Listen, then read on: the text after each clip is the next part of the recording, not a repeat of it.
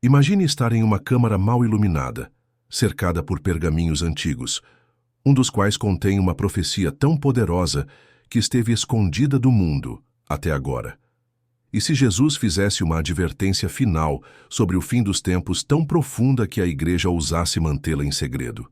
Que verdades cruciais sobre o Anticristo e o engano vindouro ele queria que soubéssemos? Hoje vamos desvendar essa profecia oculta e entender por que ela é mais relevante do que nunca. Mas antes de começarmos, não se esqueça de se inscrever e compartilhar nos comentários de onde você é ou como Jesus fez milagres em sua vida. Lembre-se, Jesus está com você e suas bênçãos estão sobre você, enquanto embarcamos juntos nesta jornada espiritual. Na vasta tapeçaria das Escrituras cristãs, as palavras de Jesus atuam tanto como fundamento quanto como farol, guiando os crentes através das complexidades da vida em direção à iluminação espiritual. No entanto, há sussurros de palavras perdidas, ensinamentos escondidos, profecias apagadas. João 21:25 pinta um quadro tentador. Um mundo repleto de inúmeros feitos e palavras de Cristo não registrados, tão vastos que poderiam ocupar mais livros do que o mundo poderia conter. Este versículo profundo desperta a curiosidade e, no 5:1, convida a refletir sobre que verdades poderosas podem ter escapado das páginas do tempo. Os evangelhos são a fonte primária dos ensinamentos de Jesus, mas representam apenas uma fração de sua vida e ministério. O que mais ele poderia ter ensinado? Existem revelações tão profundas que podem perturbar até mesmo os crentes mais devotos. Nesta exploração, nos aprofundamos além do cânone familiar, buscando insights de evangelhos apócrifos, dos primeiros escritos cristãos e dos murmúrios de ensinamentos suprimidos. Mateus 24:36 surge como um ponto focal, onde Jesus fala, enigmaticamente, sobre o dia e a hora desconhecidos do fim dos tempos. Mas sobre aquele dia ou hora, ninguém sabe, nem mesmo os anjos no céu, nem o Filho, mas somente o Pai, declara ele. Esta declaração canaliza um mistério, uma sugestão de segredos divinos ainda a serem desvendados. A que conhecimento ele estava aludindo e que permaneceu não dito, talvez deliberadamente? A era cristã primitiva foi marcada por uma diversidade teológica vibrante. Comunidades espalhadas por regiões nutriram interpretações e ensinamentos distintos de Cristo, alguns dos quais não estavam em conformidade com o que mais tarde se cristalizaria na Bíblia canônica. Entre estes, certos escritos foram considerados apócrifos. Textos como o Evangelho de Tomé, o Evangelho de Maria Madalena e outros que sussurravam ensinamentos divergentes das doutrinas estabelecidas. No Evangelho de Tomé, encontramos declarações de Jesus não encontradas nos textos padrão, cada uma delas repleta de sabedoria enigmática, mas profunda. Tomemos, por exemplo, o ditado: Jesus disse, se você revelar o que está dentro de você, o que você tem o salvará. Se você não tiver isso dentro de você, o que você não tem dentro de você irá matá-lo. Depois, há as Escrituras, de Nag Hammadi, descobertas nos desertos do Egito em 1945, como tesouros escondidos desenterrados nas tempestades de areia da história. Esses textos oferecem vislumbres tentadores do pensamento cristão primitivo, apresentando diálogos e ensinamentos de Jesus que ampliam os limites das interpretações convencionais.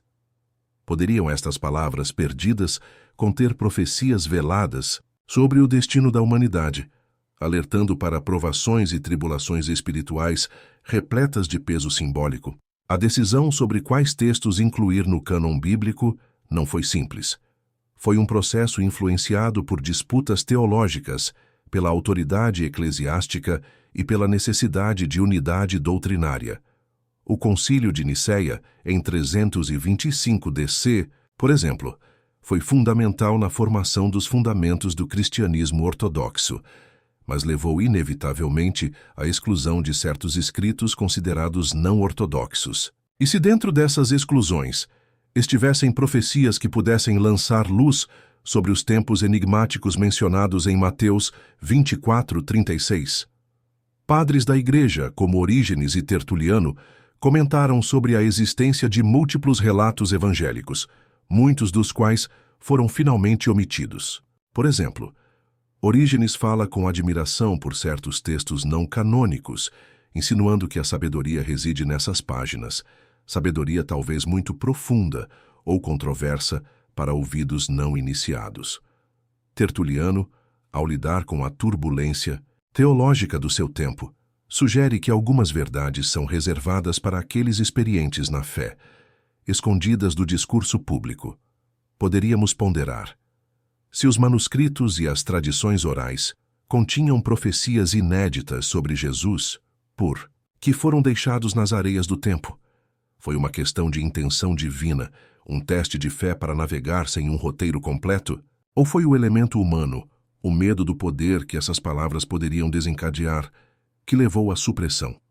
Abundam as especulações sobre as profecias perdidas, sugerindo advertências veladas contra enganos espirituais, convulsões sociais ou mudanças cósmicas. Poderia Jesus ter falado de forças que desafiam a compreensão humana, guiando a humanidade através de épocas de escuridão para a luz? Aqui, o segredo pode ser visto como um escudo, estimulando os fiéis a procurarem a verdade através da revelação pessoal, em vez de confiarem apenas no dogma. Este silêncio coloca um fardo e uma bênção sobre os crentes. Ela obriga a um envolvimento mais profundo, exortando-nos a olhar além do texto, em direção à revelação pessoal, uma jornada para a investigação espiritual, onde a fé encontra a ação. Estimula um diálogo entre a alma e as Escrituras, encorajando uma peregrinação aos mistérios dos ensinamentos de Cristo, visíveis e invisíveis. Na continuidade das profecias perdidas e das palavras silenciadas, os fiéis são instados a fazer uma pausa, refletir e aprofundar-se no cerne da revelação. Talvez a mensagem final destes ensinamentos perdidos não seja uma predição, mas um chamado. Um chamado para viver em prontidão, em meio à incerteza, com os olhos fixos na promessa transcendente do reino eterno de Cristo. Esta prontidão alimenta a resiliência, uma qualidade vital à medida que nos preparamos para enfrentar o espectro iminente do engano, que está à espreita para nos enredar, como revela o próximo capítulo. Assim, os mistérios dos ensinamentos perdidos tornam-se não obstruções, mas portais, levando-nos a uma experiência mais íntima e desimpedida da verdade divina. Um lembrete de que, embora as palavras possam falhar, a essência eterna da mensagem de Jesus permanece, imperturbável e imperecível, guiando aqueles que ousam olhar além da palavra escrita. Dentro da complexa tapeçaria da profecia bíblica, Mateus 24:24 se destaca como uma advertência enigmática, mas profunda. Jesus alerta para o surgimento de falsos cristos e profetas, capazes de realizar grandes sinais e prodígios para enganar, se possível, até mesmo os eleitos. Esta passagem prepara o terreno para a compreensão da ascensão destes enganadores e da sombra sinistra da profecia proibida, um tema que se entrelaça com noções de engano global e a ascensão potencial de uma figura com aspirações divinas, possivelmente aludida em 2 Tessalonicenses 2, 3, 4. Para desvendar as camadas de significado por trás da profecia proibida, devemos primeiro reconhecer a época em que estas palavras foram pronunciadas. As profecias de Jesus refletiam uma consciência aguda da susceptibilidade humana ao engano, especialmente quando envolta em manifestações milagrosas. Os milagres muitas vezes exercem um fascínio que desafia até mesmo os crentes mais exigentes a diferenciar entre o divino e o diabólico. Os textos antigos e suprimidos acrescentam uma profundidade fascinante a esta narrativa, sugerindo que Jesus pode ter alertado sobre um líder mundial singular e poderoso que reivindicava a divindade. Isto teria ressoado com as visões escatológicas judaicas de uma era messiânica, mas com uma reviravolta significativa: um falso Messias, cuja ascensão não é para trazer a salvação, mas para desencaminhar. Examinando os primeiros escritos, apócrifos cristãos, encontramos interpretações diferenciadas de tais advertências. Alguns destes textos Talvez considerados demasiado controversos ou perigosos pelos primeiros líderes da Igreja, sugerem relatos mais detalhados das previsões de Jesus sobre esta figura enganadora. Este anticristo, ou enganador, assumiria autoridade e comandaria a devoção das massas, sob falsos pretextos de autoridade divina. Em 2 Tessalonicenses 2, 3, 4, encontramos um eco desta profecia, onde Paulo escreve sobre um homem iníquo que se exaltará contra tudo o que se chama Deus, proclamando-se finalmente como Deus. Aqui, os estudiosos da Bíblia veem um paralelo com as advertências de Jesus, uma figura que não só desafia o divino, mas talvez procura redefini-lo, transformando a percepção religiosa numa forma pervertida de adoração centrada em si mesmo. A contemplação de se Jesus conhecia a identidade deste falso Messias é ao mesmo tempo intrigante e complexa. Como Filho de Deus, sua onisciência foi aceita, mas sua forma humana às vezes residia nos limites do tempo e da revelação. Ele reteve esse conhecimento para evitar pânico e paranoia generalizados.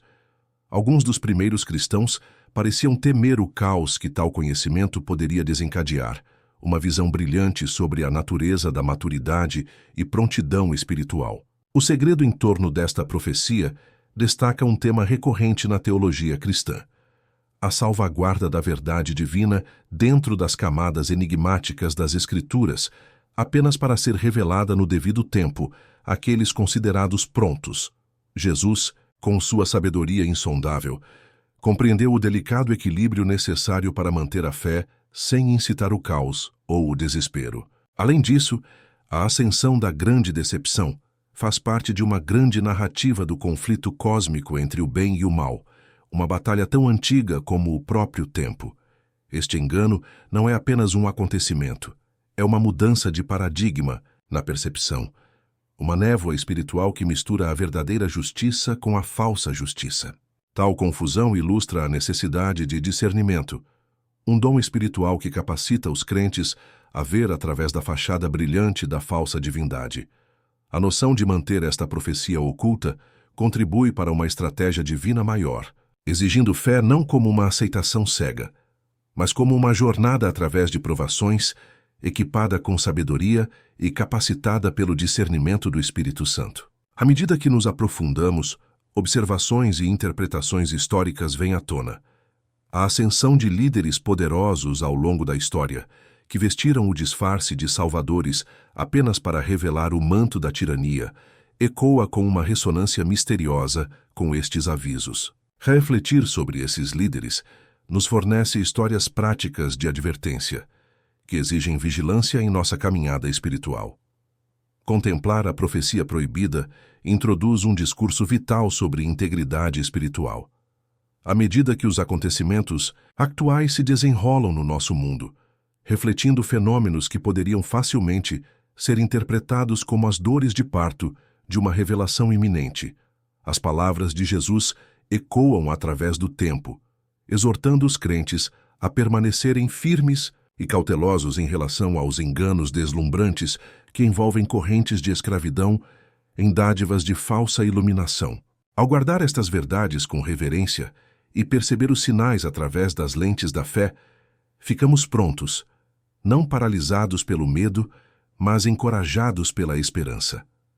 A grande decepção, portanto, torna-se não uma história de destruição iminente, mas um desafio para despertar a verdadeira liberdade espiritual, um catalisador para uma fé mais profunda, brilhando mais intensamente como luzes num mundo muitas vezes obscurecido pelo brilho temporário de messias ilusórios. Esta profecia guardada agora sussurra através dos tempos, clamando pela eterna vigilância dos corações alinhados com a verdade. Enquanto os evangelhos canônicos apresentam Judas Iscariotes como o traidor por excelência, o Evangelho de Judas oferece uma narrativa surpreendentemente diferente. Neste texto gnóstico, Judas surge não apenas como um confidente próximo de Jesus, mas como uma figura central no cumprimento de um propósito divino. Este retrato único levanta a questão: Jesus poderia ter confiado a Judas uma profecia secreta sobre o Anticristo E em caso afirmativo, que implicações isso tem para a nossa compreensão do fim dos tempos?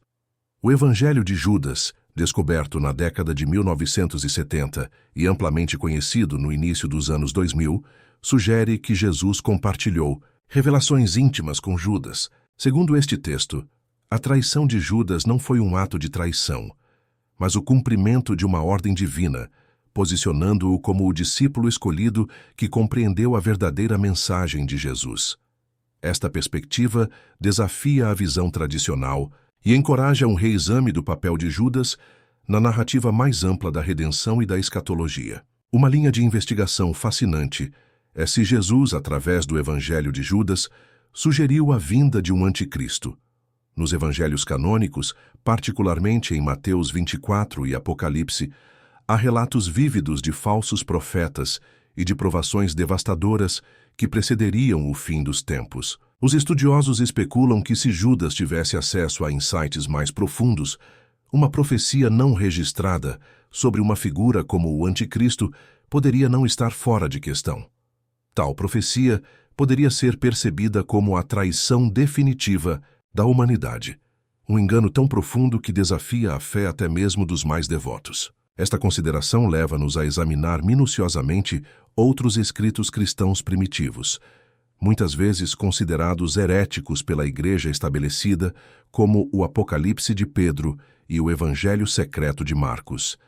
Estes textos, com as suas alusões enigmáticas e divergências em relação aos ensinamentos ortodoxos, podem conter referências veladas às lutas cósmicas entre o bem e o mal, narrativas compatíveis com o conceito de um anticristo.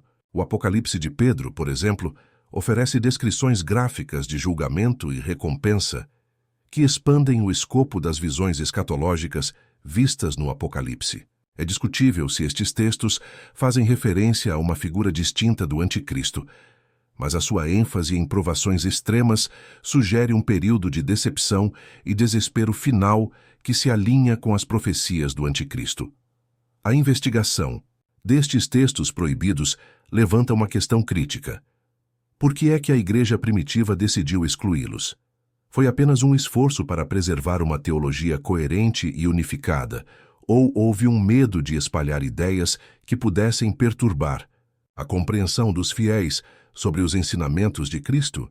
Na verdade, alguns teólogos argumentam que a exclusão destes textos pode ter tido a intenção de proteger os crentes da confusão e da ansiedade potencial. A natureza agourenta de alguns textos proféticos poderia incitar o medo, desafiando a esperança e a segurança que a Igreja pretendia promover. Por outro lado, a supressão do conhecimento também pode ter servido para manter o controle sobre a doutrina religiosa e manter as massas inconscientes dos debates teológicos mais controversos entre os primeiros cristãos. Esta supressão levanta suspeitas de que poderia haver elementos das mensagens originais de Jesus, particularmente sobre acontecimentos escatológicos, que foram deliberadamente ocultados do discurso público. Se Jesus realmente falou de um anticristo a Judas, ou através de outros textos suprimidos, compreender por que tal conhecimento foi oculto torna-se fundamental. Semelhante ao conceito explorado em Mateus 24 sobre enganar até os eleitos, a ideia de um anticristo necessita de vigilância espiritual, um tema consistentemente presente na escatologia cristã. Isto leva à constatação de que talvez manter tal conhecimento oculto fosse duplo: evitar o medo e talvez garantir que a profecia se desenrolasse naturalmente, não contaminada pela intervenção humana. Em última análise, se Jesus previu explicitamente a chegada do anticristo no Evangelho de Judas ou em outros textos proibidos, permanece especulativo. No entanto, estes textos oferecem uma janela para as primeiras lutas cristãs, com a compreensão dos planos divinos, das estruturas de poder e da longevidade final do mal, até que a intervenção divina prevaleça. Esta exploração não só enriquece a narrativa do papel de Judas na história da salvação, mas também aguça as lentes teológicas através das quais os crentes podem discernir a presença do mal no mundo. À medida que continuamos a resolver estes enigmas antigos, A busca pela verdade insta os crentes a discernir sabiamente, a permanecer firmes e a preparar-se espiritualmente para o que está por vir. Esta prontidão mantém-nos vigilantes à medida que a escolha entre a verdade e o engano se torna cada vez mais crítica, num mundo cada vez mais repleto de desafios antigos e modernos à fé. Nos corredores sombrios das escrituras proféticas, ressoando tanto com avisos ameaçadores quanto com promessas consoladoras, os ensinamentos de Jesus refletem uma profunda clareza sobre os momentos finais do mundo. Escondidas nestes ensinamentos estão alusões que pintam um quadro vívido do caos que precede a restauração divina. Uma das declarações mais enigmáticas e agourentas feitas por Jesus diz respeito à abominação da desolação. Uma frase enigmática, encontrada em Mateus 24:15. Esta referência, como postulam muitos estudiosos e teólogos, está ligada ao reinado do Anticristo, descrito em Apocalipse 13. Um reinado caracterizado por engano, coerção e, em última, análise destruição. O que Jesus percebeu no precipício da história humana? Foi sua referência à abominação da desolação apenas um aviso de tribulações históricas, ou sugeriu uma culminação do mal sob o disfarce de ascendência, ecoando pelos anais do Apocalipse? À medida que ponderamos sobre isto, o retrato arrepiante do Anticristo no Apocalipse avulta. Uma figura que encarna a tirania e a blasfêmia, exercendo autoridade com uma voz que zomba do divino. No centro desta narrativa está uma dualidade, um choque entre o poder terreno do Anticristo e a soberania divina de Cristo. Apocalipse 13 descreve a besta, uma metáfora grotesca para uma época em que o mundo está enredado numa teia de falsidade e manipulação. Esta besta não é apenas um símbolo de regimes opressivos, mas também emblemática do engano espiritual que induz a humanidade a acreditar que as glórias temporais de um mundo sem Deus são a realização final. Embora o estudo do Apocalipse seja denso em simbolismo e imagens intrincadas, a essência desta mensagem profética permanece clara. A transgressão final contra a ordem divina manifesta-se numa aparência profana de sacralidade, exigindo lealdade que por direito pertence a Deus. É um evento tão devastadoramente profundo que a sua revelação pode ter sido considerada demasiado esmagadora, uma verdade que poderia potencialmente desvendar a própria estrutura daquilo que percebemos como paciência e tempo divinos. Nesta narrativa cheia de tensão, a última profecia registrada de Jesus em Apocalipse 22:12 reverbera com urgência. Eis que venho em breve. Minha recompensa está comigo, e darei a cada um de acordo com o que ele fez. Esta garantia do seu regresso, carregado de recompensa, sublinha a conclusão inevitável da luta cósmica entre o bem e o mal. Jesus, através desta revelação, oferece não apenas um vislumbre da culminação apocalíptica, mas também um farol de esperança e redenção. No entanto, a questão permanece. Será que a previsão profética de Jesus relativamente ao seu regresso poderia ter sido intencionalmente encoberta em linguagem metafórica e alegórica para manter o mistério divino? A cronologia de seu retorno, envolta em segredo, poderia ter sido velada com propósito, uma prerrogativa divina de preservar a antecipação e a vigilância da fé. Obriga os crentes à prontidão, a viver num estado de expectativa perpétua, não de medo, mas de preparação esperançosa. Ao refletirmos sobre se a nossa época poderia realmente inaugurar este momento culminante, observamos os sinais dos tempos com um olhar perspicaz. Mateus 24 descreve um mundo repleto de guerras, desastres naturais e declínio moral, espelhando de muitas maneiras o atual cenário global. Estes arautos do fim dos tempos convidam à introspecção e à prontidão espiritual, exortando os crentes a ancorarem a sua esperança nas promessas seguras do regresso de Cristo. À medida que nos aprofundamos nas advertências enigmáticas de Jesus e nas visões apocalípticas do Apocalipse, a narrativa acena-nos não apenas para decifrar os enigmas da profecia, mas para nos envolvermos numa jornada transformadora. É um chamado para armar o espírito, na verdade, para rejeitar o fascínio do poder transitório e para se apegar inabalavelmente às promessas eternas. A urgência inerente a estas escrituras não é apenas reconhecer o anticristo ou preparar-se para julgamentos escatológicos. É um toque de clarim para permitir que o advento iminente de Jesus remodele os nossos corações, alimente a nossa fé e aprofunde a nossa determinação de viver em direção ao reino que Ele promete. Este capítulo convida à reflexão. Os acontecimentos que testemunhamos hoje prenunciam as eras malignamente elaboradas no Apocalipse. Estaremos à beira deste confronto final entre a luz e as trevas durante a nossa vida? Compreender estas mensagens ocultas não exige apenas acuidade acadêmica, mas também visão espiritual, pois o que está em jogo transcende a compreensão intelectual. Acena para uma renovação da fé e da prontidão para aquele momento glorioso em que o tempo encontra a eternidade.